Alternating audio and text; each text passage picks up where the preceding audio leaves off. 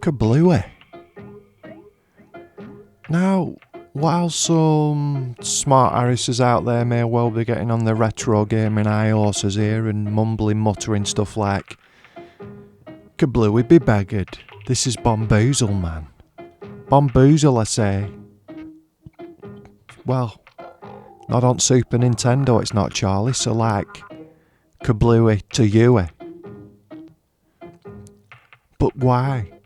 Yon retro gaming nerds might collectively whine, as Bomboozle were not only one of the Amiga classics, it were also a full game freebie on cover of the first issue of Amiga Power magazine, no less. So there's more context, isn't there, you short-sighted nerk? And well, yeah, I guess you're right there. But when, other than this, do I otherwise get the opportunity to say kablooey? Not often enough, I'm afraid, so I'm grabbing this We Both Mates.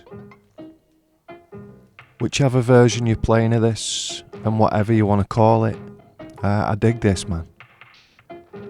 And like a lot, it starts off relatively simple, once you've sussed out what you're supposed to be doing, and soon ups the ante to head-scratching heights and gets fiendish enough to rage even the Zenith gamers into chucking toweling.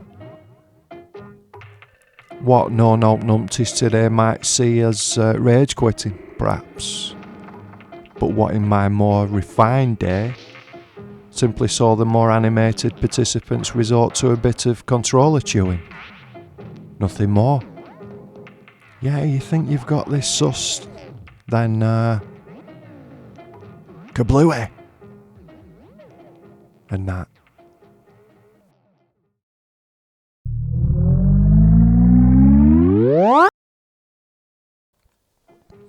Yeah, Kung Fu Master, innit? Of course it is. Yeah, once you got your 10p in, you were greeted with an absolutely iconic ransom note backstory that constituted the vast majority of many of my peers' out of school reading matter before you were in on ground floor. And if you were in there when machine was switched on, or if the players before you were lacklustre in their Kung Fu Master credentials, or were absolutely dogmuck numpties, 48520 were the high score to beat. A number I memorised to give as my home telephone number to those whose attentions were unwarranted. People like park wardens, truancy officers, and, the odd lass perhaps. I knew it off by heart, that. 48520. Now let's have it right.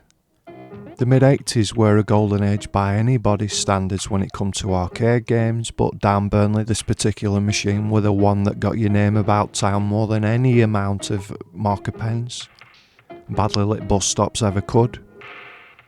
Because at the height of its popularity there were 5 cabinets of this doing the local rounds.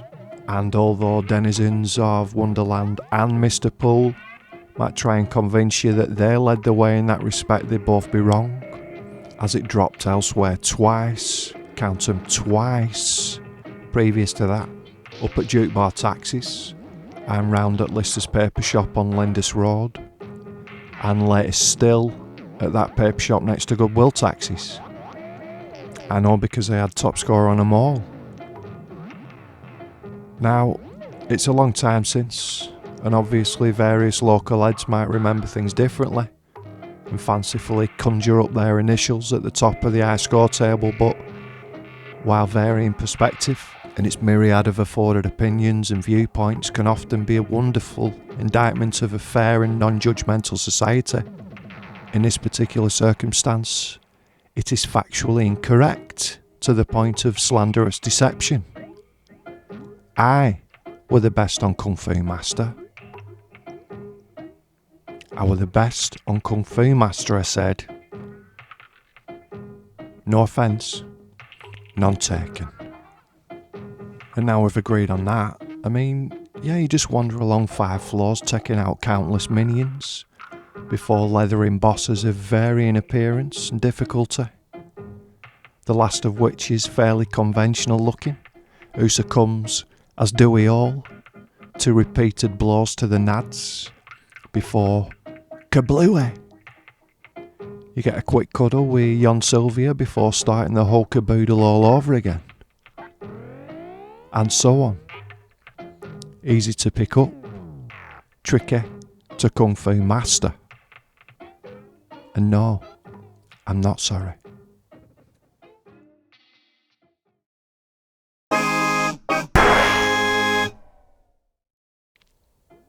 Elsewhere back yon this here King of Boxer, popular arcade number we're doing the rounds.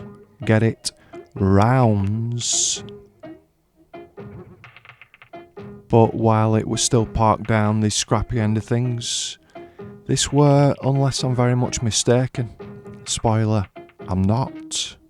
This were first one-on-one fighter where you weren't stuck behind like in Punch Out, smart though it were, or you had to sidle in, well, you know, from side and that, a la Karate Champ perhaps, Yi or Kung Fu, etc. You could dance around in this. You could shimmy your 10 pence worth out if you weren't much got. You could float like yon butterfly and sting like a wasp. Lamp, lamp, and thrice lamp.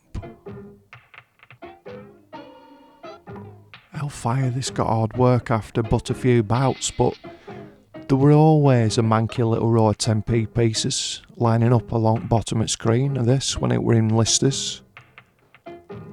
But popular opinion of the time seemed to chalk that popularity down to some scurrilous schoolboy rumours abound regarding how if you bided your time and struck while the iron were red hot, you'd land yourself a much fabled one-punch knockout, which itself would result not just in instant victory, obvs, but in the disappearance of the skimpy outfit of the odd grafting ring lass who holds up card with round number on, lest anyone forget. Then apparently, she'd do a dainty dance for you. Now, in a pre-internet world, such balderdashian belms were either believed willy-nilly by all manner of gormless Grahams, or met with suspicion by most cynical arcade inhabitants. But they could rarely be disproved. And I'm ashamed, stroke proud, to say that I originated this one, which seemed to hold well enough until King of Boxer made way for other coin-guzzling games. But I will say in my defence, there's no sign of any card-holding lass at any stage, as far as I know, no matter how many KOs you might fluke. So that should have dropped the penny, shouldn't it really? But no, again, in a pre-internet world, prepubescent pervs were happy to pump their dinner money into this on the off chance that they might be afforded a squinty hide full of pixelated pornography. So it serves him right, doesn't it, I reckon?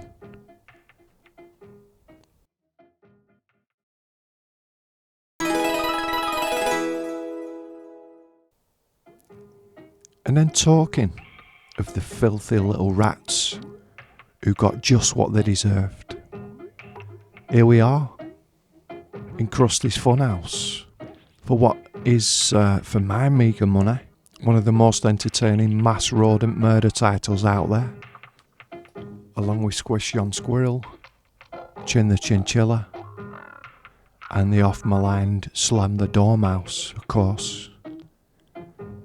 Everyone digs a clown, who's barely concealed contempt for his sycophantic kiddie crowd.